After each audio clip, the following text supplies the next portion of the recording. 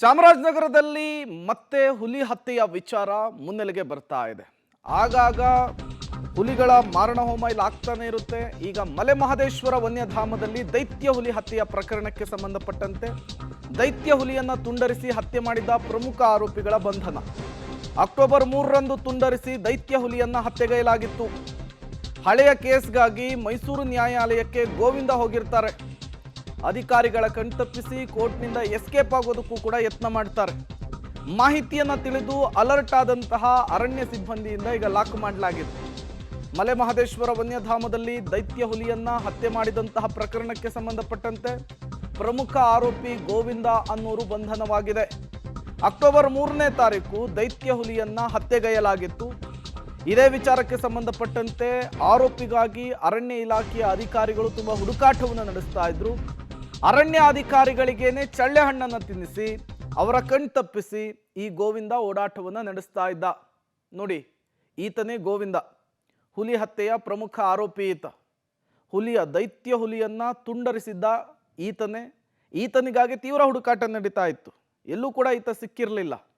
ಈಗ ಈ ಹಿಂದಿನ ಕೇಸೊಂದಕ್ಕೆ ಸಂಬಂಧಪಟ್ಟಂತೆ ಕೋರ್ಟ್ಗೆ ಹಾಜರಾಗುವುದಕ್ಕೂ ಬಂದಿದ್ದಂತೆ ಈ ಸಂದರ್ಭದಲ್ಲಿ ಪಕ್ಕಾ ಮಾಹಿತಿಯನ್ನು ಆಧರಿಸಿ ಅರಣ್ಯ ಇಲಾಖೆಯ ಅಧಿಕಾರಿಗಳು ಈತನನ್ನು ಲಾಕ್ ಮಾಡಿದ್ದಾರೆ, ಈತನನ್ನು ಅರೆಸ್ಟ್ ಮಾಡಿದ್ದಾರೆ ಅನ್ನೋದು ಗೊತ್ತಾಗ್ತಾ ಇದೆ. ಈಗ ಈತನನ್ನು ವಿಚಾರಣೆಗೆ ಒಳಪಡಿಸ್ತಾರೆ. ಯಾಕಪ್ಪ ಹುಲಿ ಕೊಂದೆ ನೀನು, ಅದು ಏನು ಮಾಡಿತ್ತು ನಿನಗೆ ಅಂಥೇಳಿ, ಈತನ ಉದ್ದೇಶ ಏನು ಅನ್ನೋದು ಗೊತ್ತಾಗಬೇಕಾಗುತ್ತೆ.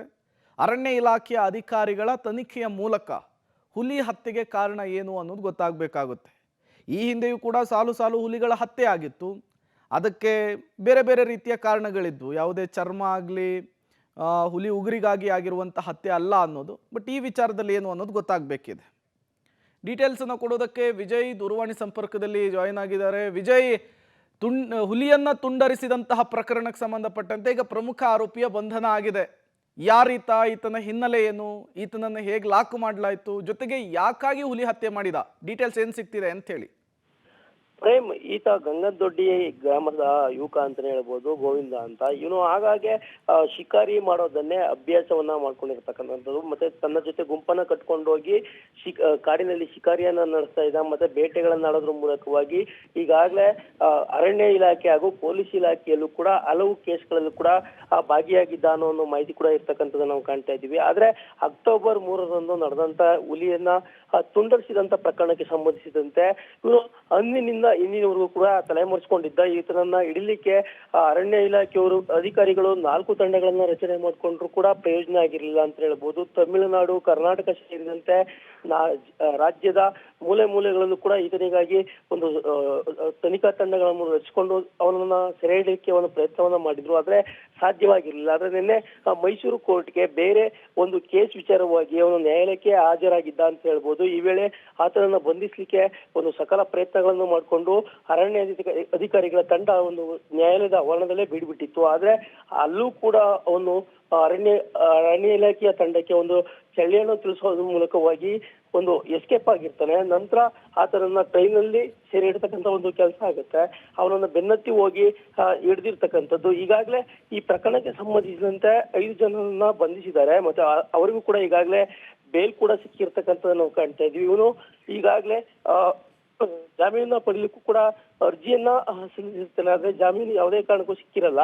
ಇದೀಗ ಈತನನ್ನ ಬಂಧಿಸಿರ್ತಕ್ಕಂಥದ್ದು ಮತ್ತೆ ಆತನ ವಿರುದ್ಧವಾಗಿ ಎನ್ಕ್ವೈರಿ ಕೂಡ ಮಾಡ್ತಕ್ಕಂಥ ಸಾಧ್ಯತೆ ಇರ್ತಕ್ಕಂಥದ್ದು ನಾವು ಕಾಣ್ತಾ ಇದೀವಿ. ಇಂದು ಕೋರ್ಟ್ಗೆ ಪಡಿಸೋದ್ರ ಮೂಲಕವಾಗಿ ಮತ್ತೆ ಕಸ್ಟಡಿಗೆ ಪಡ್ಕೊಂಡು ಎನ್ಕ್ವೈರಿ ಮಾಡ್ತಕ್ಕಂಥ ಕೆಲಸಕ್ಕೆ ಅಧಿಕಾರಿಗಳು ಕೂಡ ಮುಂದಾಗ್ತಕ್ಕಂಥದ್ದು. Prem, okay, thank you Vijay ತಮ್ಮೆಲ್ಲ ಮಾಹಿತಿಗಾಗಿ.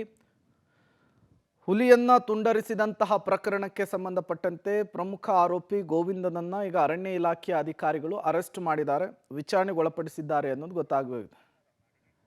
ನೀವು ಕೂಡ ದೃಶ್ಯವನ್ನು ಗಮನಿಸ್ತಾ ಇದ್ದೀರಿ. ಒಂದು ಕಡೆ ಈತ ತುಂಡರಿಸಿದಂತಹ ಹುಲಿಯ ದೇಹ, ಮತ್ತೊಂದು ಕಡೆ ಯಾವಾಗ ಅರಣ್ಯ ಇಲಾಖೆಯ ಅಧಿಕಾರಿಗಳು ಬಂದರೋ ತತ್ಕ್ಷಣಕ್ಕೆ ಆತ ತಲೆಮರೆಸ್ಕೊಳ್ಳೋದಕ್ಕೂ ಕೂಡ ಅಲ್ಲೇ ಪ್ರಯತ್ನ ಮಾಡಿದ್ದಾನೆ, ಅಡಗಿ ಕೂಳುವಂತಹ ಪ್ರಯತ್ನವನ್ನು ಮಾಡಿದ್ದಾನೆ. ತದನಂತರ ಈತನನ್ನು ಸುತ್ತುವರೆದು ಪೊಲೀಸರು ಮತ್ತು ಅರಣ್ಯ ಇಲಾಖೆಯ ಅಧಿಕಾರಿಗಳು ಅರೆಸ್ಟ್ ತೋರಿಸಿದ್ದಾರೆ. ಅಷ್ಟೇ ನನಗೆ 2 ನಿಮಿಷ ಇಲ್ಲಿ ಕಾಯ್ತವ್ರೆ. ನಾನು ಲಾಯರ್ ಮುಖಾಂತರನೇ ಆಚೆ ಹೋಗ್ಬೇಕು. ಫಸ್ಟ್ 2 ನಿಮಿಷ ನಮ್ದು ಎವಿಡೆನ್ಸ್ ನಡೀತೈತೆ. 2 ನಿಮಿಷ ಬಂದು ಕರ್ಕೊಂಡು ಒಟ್ಟು ಹೊರಡಪ್ಪ ಇಲ್ಲಿ ಇರ್ಬೇಡ ಅಷ್ಟೇ. ನನಗೆ 2 ನಿಮಿಷ ಇಲ್ಲಿ ಕಾಯ್ತವ್ರೆ. ನಾನು ಲಾಯರ್ ಮುಖಾಂತರನೇ ಮುಖಾಂತರನೇ ಆಚೆ ಹೋಗ್ಬೇಕು ಬರ್ತೀನಿ 2 ನಿಮಿಷ ನಮ್ಮ